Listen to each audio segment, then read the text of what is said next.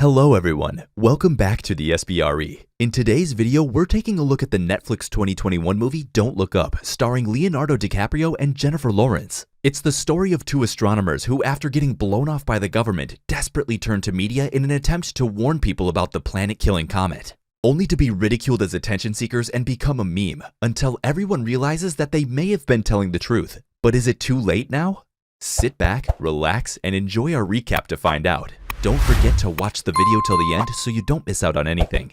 The movie starts at a space observatory where PhD student Kate Dibiasky is observing the movement in outer space when she suddenly notices something. She excitedly presents her finding to her professor and peers, who congratulate her on her discovery. Professor Mindy looks at the arc of the comet and is amazed by it, but when they start to calculate the velocity of the comet, Professor Mindy's expression grew grim and he starts to panic. He dismissed the rest of his students except Kate and calls NASA, where he explains the situation and sends over their data. They in turn connect him with Dr. Oglethorpe, who's the head of the Planetary Defense Coordination Office, and yes, that's a real place. Dr. Oglethorpe wasn't interested at first, but when he heard that the comet was 5 to 10 kilometers wide and was likely to hit Earth in 6 months and 14 days, he understood the gravity of the situation. According to their evaluation, the comet was an extinct-level comet that would destroy the planet the moment it hit. They urgently call over Mindy and Kate to Washington, D.C. for a formal meeting with the president. They are greeted by Dr. Oglethorpe, who goes by Teddy, and a shady general. When the president finally arrives, she ignores them due to another pressing matter. They wait into the night, and the general ends up leaving them too. In the hotel room, Kate is talking to her boyfriend, where he tells her that the president is in the middle of a big scandal as her Supreme Court nominee turns out to be an ex-porn star. But Kate is too nervous about tomorrow's meeting to properly pay attention to him. The next day, as they're sitting in the president's office, Mindy is on the verge of having an anxiety attack as he stumbles over his words to explain the situation to them, of how the planet-killer comet would hit the Pacific Ocean and create catastrophically big tsunami waves. But to their disbelief, President Jenny and her son Jason laugh off the news, claiming to have heard several of such catastrophic events that end up never happening. Mindy tries to convince him that the chance of the comet hitting the planet was 99.78%. They countered that if it wasn't 100%, they should be fine. The president ends the meeting by telling them to sit tight and assess and keep everything confidential. After the meeting, they were sure that the government wasn't going to help them, and so they turned to the media to leak the news. The scene shifts to an auditorium where a new launch of a cell phone called Bash Life was being promoted. They introduce Peter, who is the founder of Bash and the third richest man in the world. Upon hearing the news about the comet,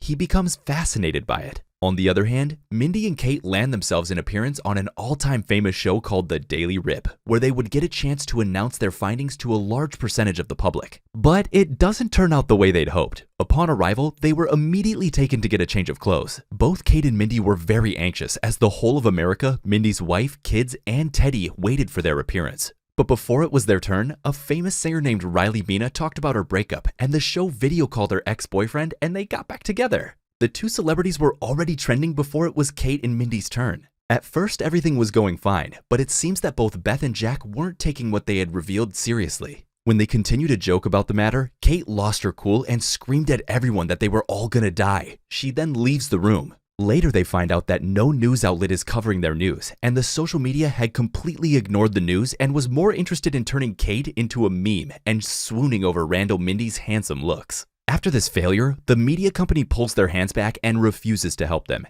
Kate was panicking about what to do next when she gets a notification that her boyfriend, now ex, had written a nasty article about how he dated the crazy screaming lady. Later, we see the media in a storm about another scandal with the president, this time directly related to her. Some photos of her private parts that she had sent to her Supreme Court nominee were leaked online.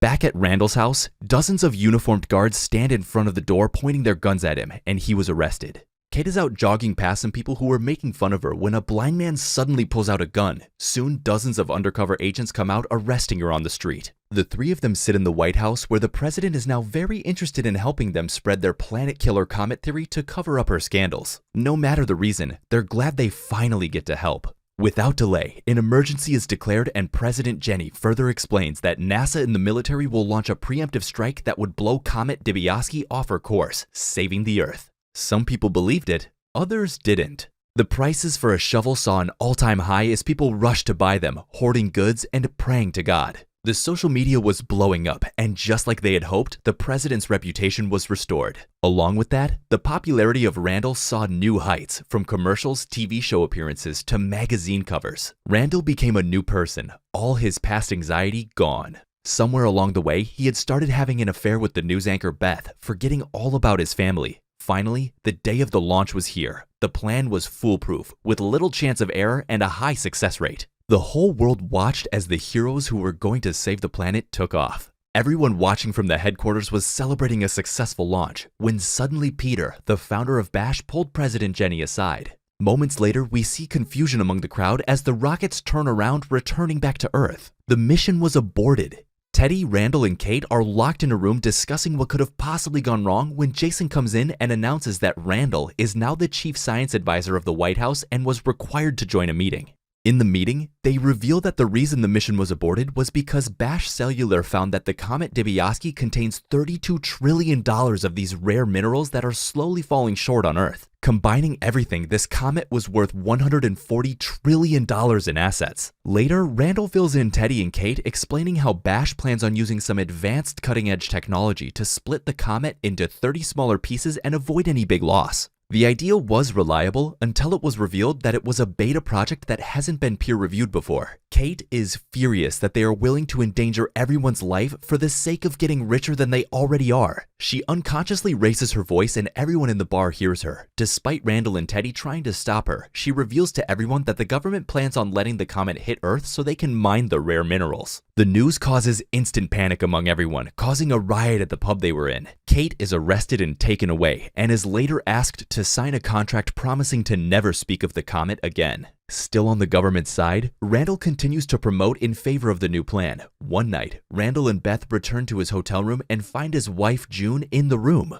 Beth dismissed the matter of Randall's cheating, and June asks Randall to choose if he wants to stay with Beth or return home with her to Michigan. Despite feeling guilty, he tries to justify himself and in the end chooses to stay with Beth. Now working at a local mart, Kate encounters a group of boys who seem to be a big fan of her. Though she tries to ignore them, one of them asks her to hang out later. She accepts his offer. Randall, along with President Jenny, go to look at Peter's new machinery that would mine the comet. The machinery was wonderful, and Peter was very proud of his work, but when Randall asked him if he was approaching this mission as a businessman, Peter's reaction was extreme. He got very offended, saying that this was a life-changing opportunity that someone like Randall couldn't understand. It was now clear to Randall that he may have made the wrong choice. On the other hand, Randall lashes out in the new segment of the Daily Rip. He screams that they should have deflected the comet when they had the chance and it was now inevitably going to kill everyone. Shortly after, he gets arrested and Beth leaves him.